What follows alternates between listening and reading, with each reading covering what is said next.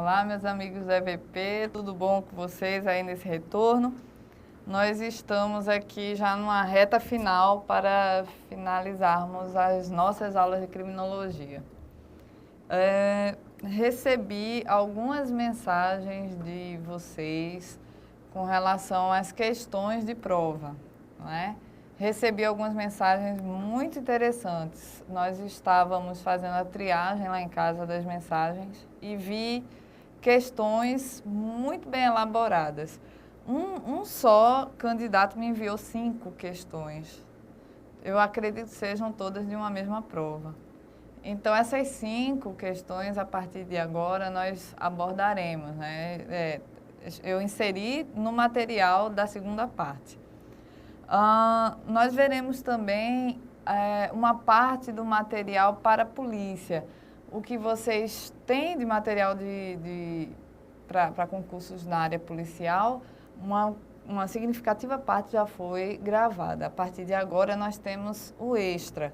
Alguns concursos cobram, não é? Não são todos. A aula de hoje, por exemplo, classificação dos criminosos.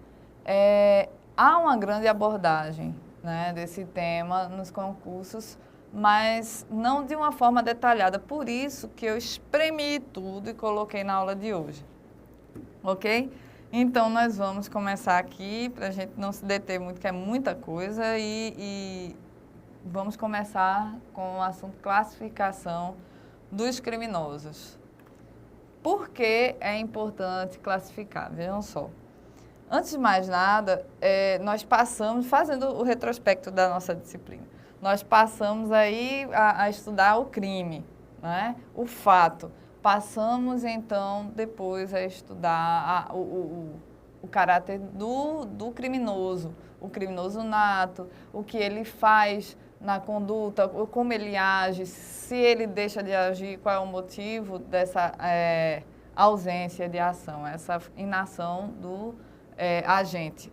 Nós estudamos todos os passos do criminoso. Mas o criminoso em si, como ele é classificado na doutrina?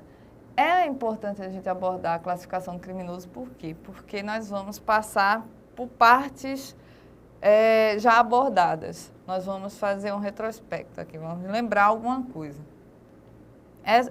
Esses detalhes, eles caem sim em concurso.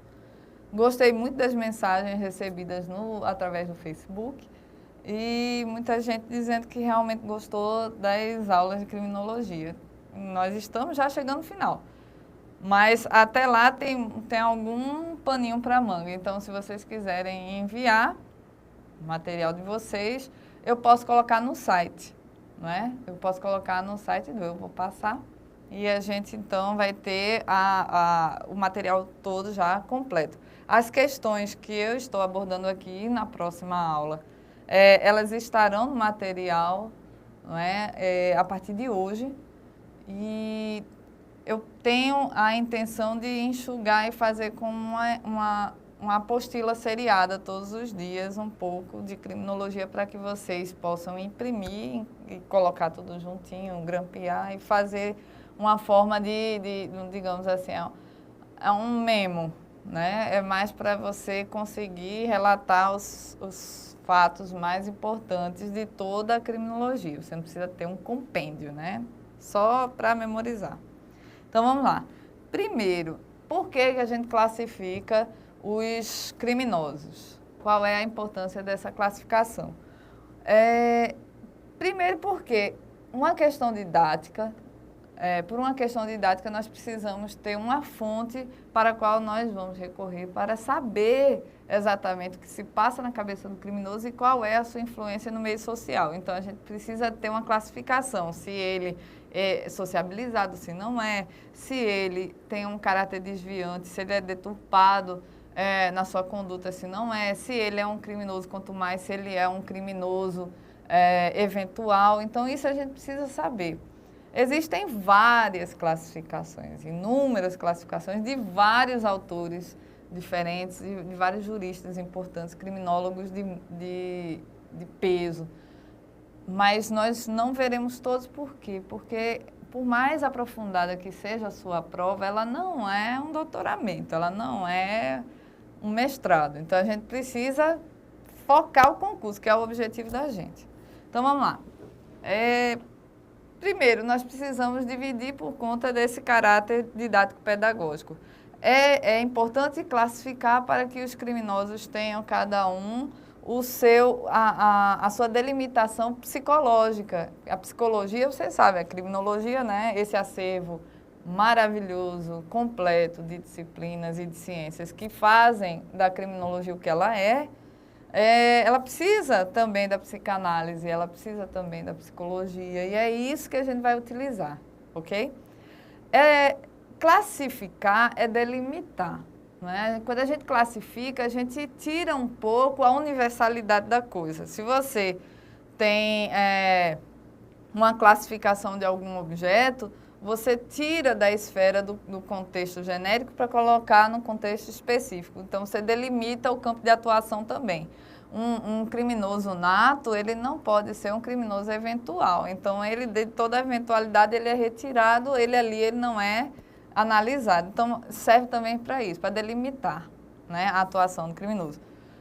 Lombroso, que a gente falou muito de Lombroso, ele deu uma contribuição assim, importantíssima para a criminologia. Ele fez uma verdadeira classificação. Ele disse ali que há criminosos que nascem criminosos, pessoas que a respeito dessa teoria do atavismo, a evolução que acompanha o criminoso em algumas das suas vertentes. Então, ele fez uma classificação importante que, com o tempo, foi superada, mas mantém a sua relevância até hoje. Ele virou um expoente e nunca vai deixar de ser, não é? A biotipologia criminal, psicanálise de Freud.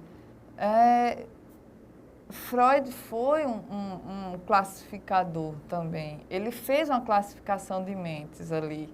Quando ele ressalta a influência de pais e mães na vida de seus filhos e o que pode ocorrer na mente daquela pessoa com relação à ausência do afeto, do amor, e dessa forma contribuindo para que a pessoa tenha um comportamento desviante, ele também fez uma classificação de criminosos, de alguma forma.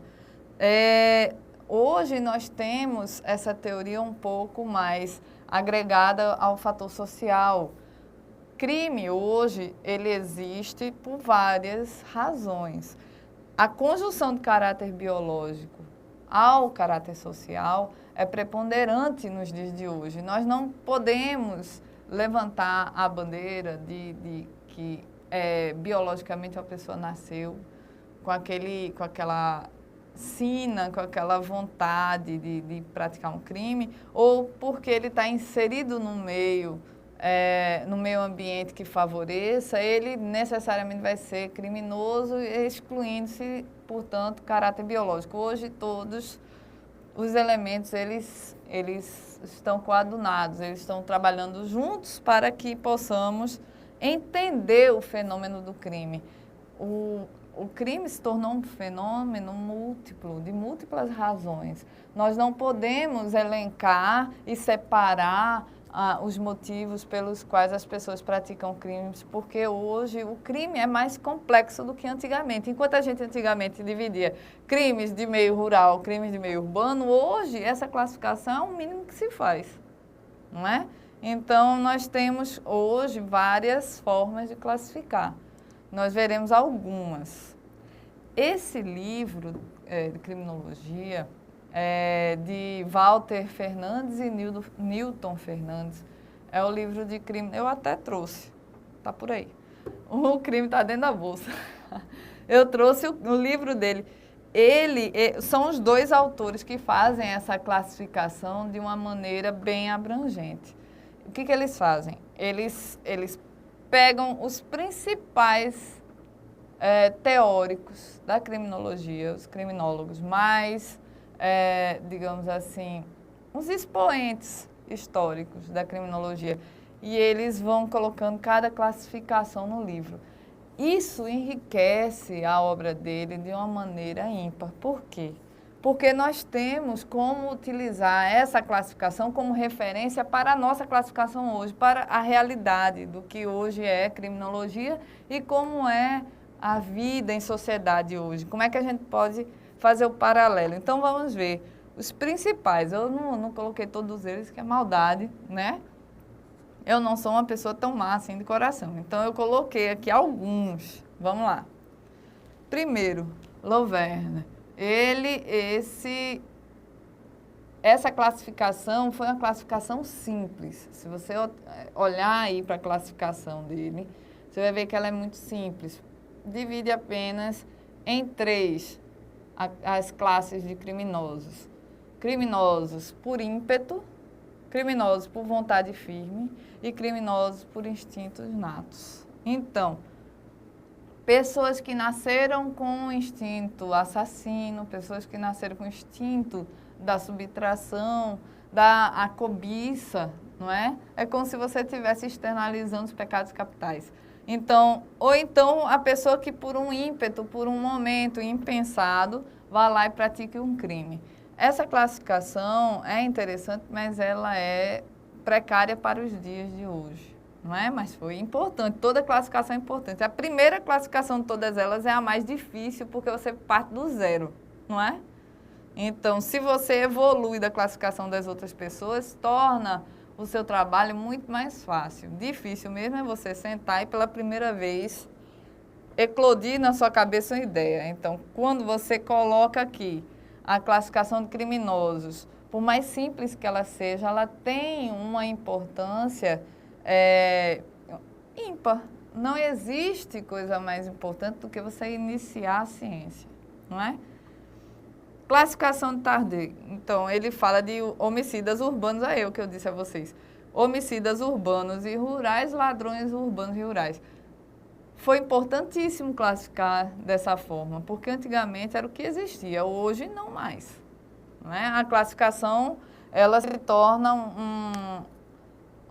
uma atividade muito mais complexa. Classificar é delimitar. E se eu delimitar apenas em urbanos e rurais hoje em dia, eu vou esquecer uma grande parte dos criminosos através de sua característica pessoal, psíquica, por exemplo, que é importante.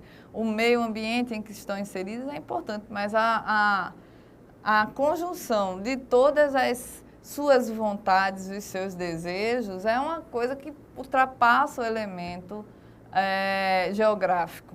O cara está dentro do ambiente rural, dentro de um ambiente urbano, se ele for um psicopata, não tem muita diferença, não é? Convenhamos, hoje em dia nós vemos isso dessa forma, mas antigamente, repito, isso aqui era muito importante. O que isso tem a ver com a sua prova? Quando cair numa questão assim, nós classificamos os criminosos ao longo de toda a história da criminologia. Eu já vi em questão, cá entre nós, não na objetiva, eu vi na discursiva. A classificação dos criminosos veio evoluindo historicamente, de onde partiu para onde foi. Eu já vi em prova oral.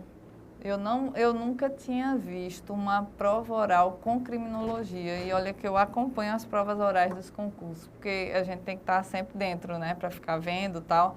Então eu fui aqui para a prova de magistratura de Pernambuco, fui para de Minas Gerais, eu gosto de ver, eu acho interessante. Eu fui em uma dessas, não me recordo onde, que tinha criminologia. Nossa, era uma coisa assim o cara quer que você filosofe. Eu acho um pouco de uma maldade, mas, de toda forma, você não precisa filosofar, não. Você chega aqui e fala, olha, a classificação já foi precária, hoje é mais complexa, passando disso para isso, para isso. Antigamente, você classificava apenas geograficamente pessoas que cometem crimes em ambientes rurais e urbanos, né?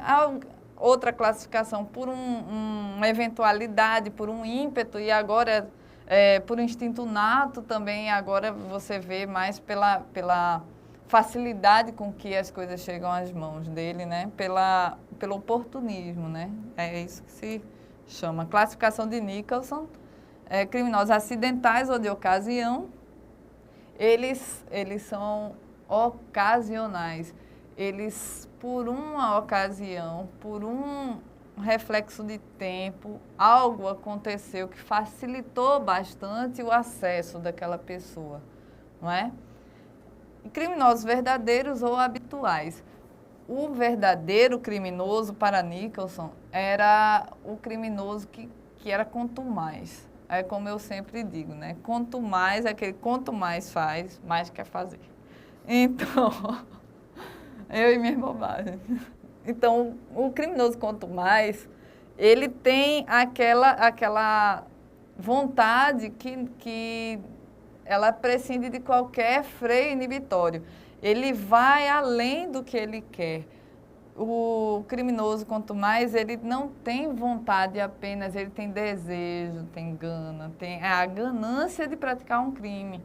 Ele sempre está praticando. Pessoas que estão sempre praticando fraudes porque sabem que não são pegos, então eles reiteram na sua ação criminosa. Pronto, isso aí é uma habitualidade.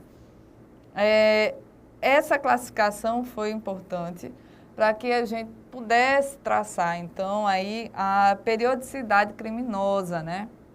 O período em que o criminoso pratica reiterados fatos tidos como crime.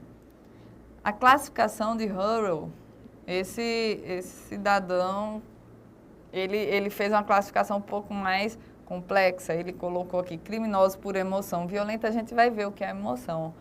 Na realidade, a gente vai falar sobre paixão, que é um pouco pior do que emoção. Criminosos por emoção violenta e instantânea são aquelas pessoas que não queriam praticar um crime, mas a emoção toma conta. Ela não influencia, ela determina, não é? Os não viciosos, sem perversidade em estado crônico. Ou seja, é aquela pessoa que não é perversa, ela não é má, não tem a índole de um criminoso, mas é uma pessoa que por um desequilíbrio das emoções, não é que o cara seja doido, não é. Ele desequilíbrio das emoções, o cara é tomado por uma emoção muito forte e ele não consegue se conter, então ele vai e pratica um crime. O crime, ele é praticado sob uma emoção que é violenta, não é aquela emoção que faz você chorar, não. O cara cega, porque ele está lá, sabe de uma notícia que muda a vida dele toda e ele, num ato impetuoso, pratica um crime. Pronto. Aí tem os criminosos profundamente maus, criminosos reflexivos, pessoas que ficam articulando o crime, pessoas que são já dotadas de maestria. O cara é pós-graduado na escola do crime. Então, esse aí contém elementos de contumácia, né? Ele é contumaz, ele é habitual. E tem os inertes, débeis de vontade, aquelas pessoas que são indiferentes. Na realidade, ele pratica um crime porque ele não é muito diferente, ele não tem muita... na realidade, ele não se inclina em importar com nada, não é? Então, ele, na realidade, está ali no meio, provavelmente num grupo organizado, e ele vai por um oportunismo, não é? Existem vários, a gente sabe disso. Garófalo, ganhei um livro de um amigo dele. Gostei muito, quero agradecer, né? Gostei muito, ele me enviou um livro de criminologia, que foi publicado em 1997, muito legal. Criminosos natos, a primeira classificação dele. Tirei de lá, viu? Criminosos natos. Pessoas que desde o berço manipulam na sua cabeça a vontade de matar, a vontade de cometer crimes. Na realidade, não é bem assim que o negócio funciona. Quer dizer que a predisposição, o criminoso nato, não é que ele fica elaborando o crime na cabeça, não. Ele tem uma predisposição já de berço. nasceu com essa facilidade na arte de arquitetar o crime. Criminosos fortuitos ou então criminosos de ocasião. São aquelas pessoas que, por uma ocasião, praticam um crime, elas são eventuais. Pela especialidade, ele também fez uma classificação. Ele poderia fazer assim, por uma questão de defeito moral, na estrutura psicológica, na estrutura do caráter daquele criminoso. Como é que eu posso classificá-lo? Poderia ser um assassino, ou uma pessoa violenta, mas não necessariamente assassina, um ímprobo, né? Aquela pessoa que detém em si a improbidade, na realidade é o quê? A desonestidade, né? A falta de verdade, o cara não é muito honesto. Ou então os cínicos para o direito penal e a criminologia, são pessoas caras de pau. Aquele cara que faz na cara dura, pratica o crime sem qualquer medo de ser pego. Pessoas que cometem fraudes, puxam a energia, praticam furto de energia, né? Pelo poste, botam dentro de casa, nem todo mundo vendo, qualquer pessoa que passa ali vê que aqui dali é todo dia muda o nome, não sei se é um gato, macaco, coelho, é alguma coisa. Você puxa energia e consome em casa sem realizar o pagamento. Pronto, esse tipo de coisa é praticado pelo criminoso indiferente com a conduta. Ele pratica e não está muito preocupado se vai ser pego, ok? Lombroso, né? Nosso amigo Lombroso, ele tinha uma classificação interessante. Por quê? Psiquiatra, ele tinha que puxar a sardinha para o lado dele.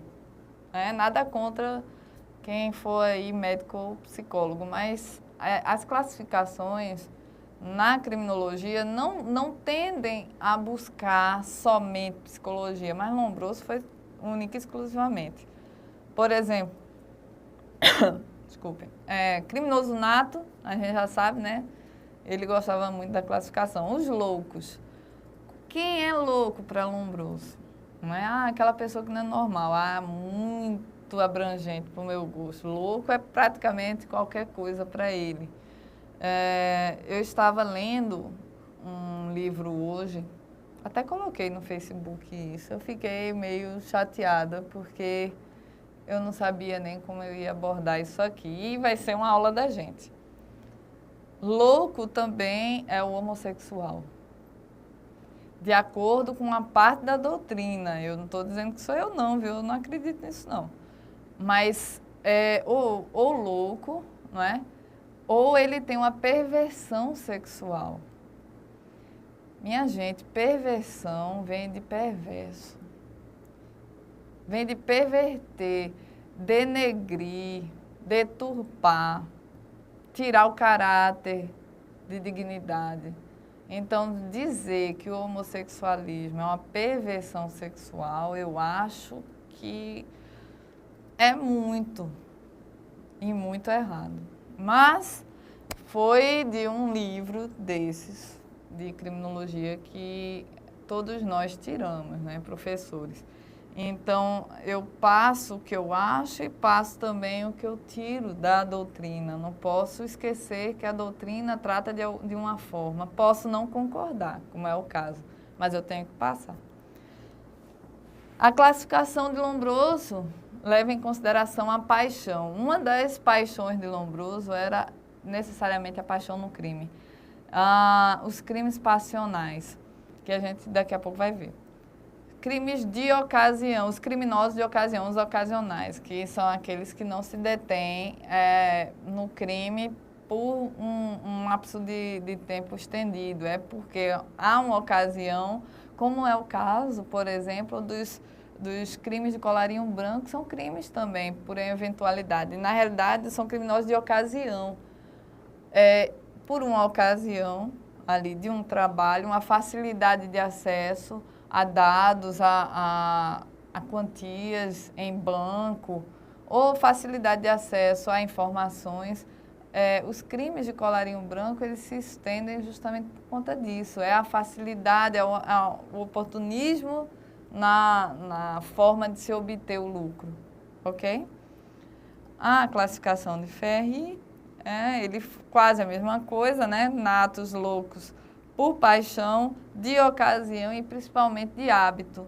Pessoas que reiteram na prática criminosa. Porque eles reiteram? O que leva o criminoso a repetir? Na realidade, o que leva o criminoso a repetir o seu ato é uma conjunção de fatores. Um deles é a impunidade, porque o cara vê que não recebe a sanção correspondente ao ato. Então, ele simplesmente reitera, vendo que ele não vai ser pego nunca, ele vai e reitera no ato. Ele está acostumado ao ganho fácil, ele está acostumado ao lucro, ao benefício que ele buscava. Ele vê facilidade no acesso e ele vê a facilidade também nas circunstâncias. Vê que as pessoas não na realidade, as pessoas não veem, não conseguem enxergá-lo pelo menos como criminoso. Então, ele está escondido, fazendo algo que é errado. A fase de percepção do erro, ela se esgota na primeira atividade. Você percebe que está fazendo uma coisa errada da primeira vez. Da segunda vez, o medo de ser pego é menor e assim você se habitua a praticar um crime. Por isso, Ferri achou interessante inserir nessa classificação a habitualidade na prática do crime. Ok? Lohan, que muita gente chama de Laurent, né? Fez uma classificação já mais meticulosa, que ele fez aqui os criminosos, vagabundos e mendigos estarem na primeira classificação dele, pessoas que não têm ocupação. Então, ele colocou vagabundos e mendigos numa classificação de criminosos, né? É complicado, né? Mas ele colocou por acidente, por um acidente circunstancial, uma pessoa que nunca praticou um crime vai lá e pratica. Por ocasião, uma ocasião é um pouco mais firme do que um acidente, não é? Um acidente muitas vezes vem sem a sua vontade. Uma ocasião é um oportunismo da vontade. Você vai por um oportuno momento e pratica um crime. Por costume, é habitualidade. Degenerados hereditários, loucos, morais, criminosos natos estão no mesmo barco. Pessoas que não têm o discernimento completo, o discernimento está deturpado, e os criminosos que nasceram criminosos. E os alienados criminosos, pessoas que não têm discernimento qualquer, zero, e praticam os atos tidos como crime. Ok? Nós veremos a classificação de Hilário da Veiga de Carvalho nesse próximo segmento da gente, ok? Então, a gente se encontra em 1 minuto, dá para tomar uma aguinha e voltar.